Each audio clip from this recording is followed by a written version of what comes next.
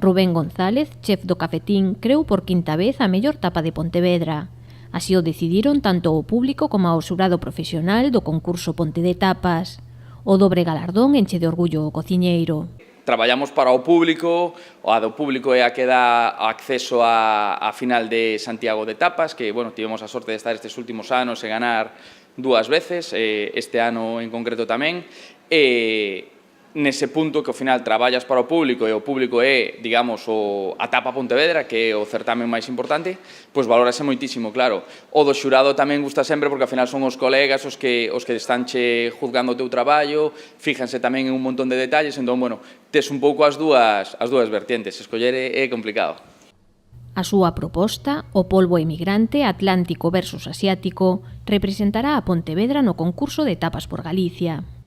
Supoño que ao final que lles guste a proposta en xeral, é dicir, tanto no plano estético primeiro, porque ao final é un concurso, ten que ter tamén unha posta en escena un pouquiño chamativa, como era o caso, que viña en medios cocos, primeiro tomabas a parte do pulpo e logo, digamos, tomabas un caldiño que facíase unha pequeniña bruma e que limpiaba un pouquiño os sabores do polvo, que son moi potentes. E logo, efectivamente, o sabor que sempre é o máis importante é o principal nunha receita. No certame autonómico, que xa gañou en 2 ocasións, competirá cas tapas representantes das outras 6 cidades galegas.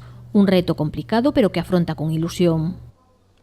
Nos sempre vamos con ilusión, sempre vamos con gañas. Que pasa? Leva 4 edicións, hemos gañado 2 delas, cousa xa moi complicada, porque ao final é o nivel altísimo, porque son os gañadores das 7 cidades, digamos, máis representativas de Galicia, entón é moi difícil. Xa nos pareceu case imposible o ano pasado que conseguimos gañar tanto do xurado como do público, nos vamos dar guerra, toda posible, claro.